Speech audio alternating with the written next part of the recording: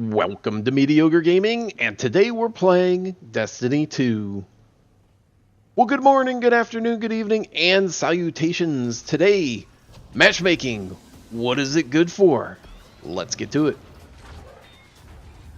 There are a variety of games that have matchmaking for some activities or for all activities, and you have other games like Destiny 2 which have matchmaking for the basic activities but not for endgame activities. So you have matchmaking for Crucible, you have matchmaking for Gambit, you have matchmaking for Strikes, but you don't have matchmaking for Nightfalls, you don't have matchmaking for Raids. So what does this mean? This means that for those endgame activities, such as Nightfalls and Raids, you need to get a group of people together. Either you need to have a group of friends that you can play with and do those endgame activities. So not only do they need to be on your friends list, you need to be able to play with them at the same time, and they need to be willing to go through the motions to get those activities completed. What's the alternative? The alternative is to get a group of randoms together, people that you do not know or not on your friends list, but are looking to do those endgame activities. So maybe you're only by yourself, none of your friends play Destiny 2, but you want to do the Nightfall. So you're going to go and look on one of the LFG sites or apps and get a fire team together. Now this does not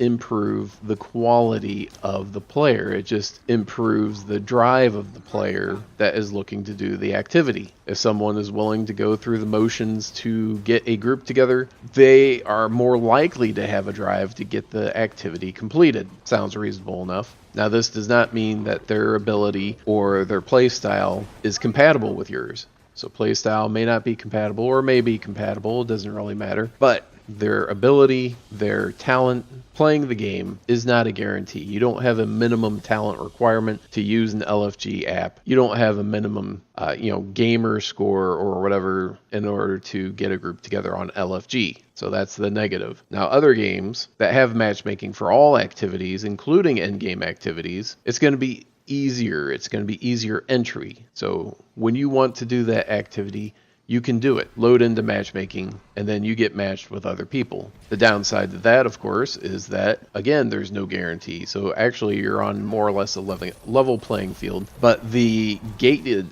part, the gated entry, is much lower. So you have the ability to go into that activity, to go into matchmaking, and to get a group together without putting a lot of effort into it. Now, what does this mean for games that have that ability to matchmake and versus games that do not? So if you have to put a group together, you're more likely to stick with that group because of the amount of effort that went into getting the group together. On the other hand, if you have a match-made group, things aren't going your way, you can bail at any time, and any of your team members can bail at any time if they don't think things are going the right way. And you haven't put a whole lot into getting the group together, so it doesn't really matter if you have to start over. Roll the dice and try to get a better team. Whereas if you have to gather people together, if you're coordinating a raid where you have to get 6 people together, yourself plus 5 other people, you're more likely to work with those people and try to keep them together and move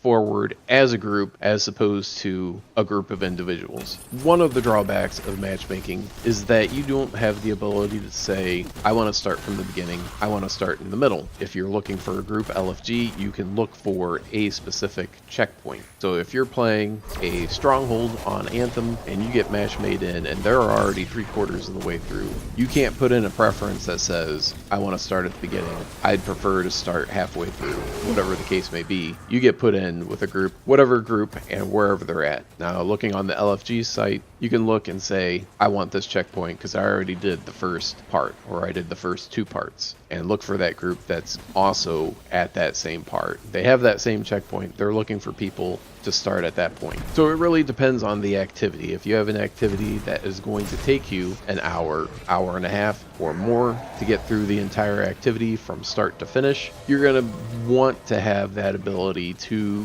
get into an LFG and get to the checkpoint or place to start start where you want to start. Matchmaking, you're going to get put in wherever, and even if you wanted to start at the beginning, if you get put in the middle, that's where you're going to start. So it is not necessarily a bad thing to have that pre-made group requirement. There are pluses and minuses either way. Now, if Destiny changed their model around where each section of the raid could be match made and there was auto matchmaking involved, I think that would be the best of both worlds. So then you can matchmake in at certain parts and then have a group come together, and you don't feel this requirement, you don't feel this need to stay together if things aren't really going very well, if your playstyles aren't meshing or something is just not right. So in summary, having matchmaking makes it easier to get into the end game activities, makes it more accessible, and of course that does not guarantee any quality or position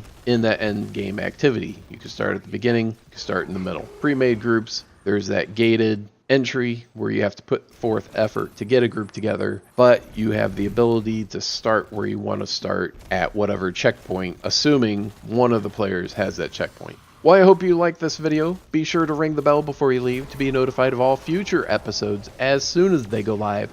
And thank you for liking, commenting, and subscribing, and we'll see you next time.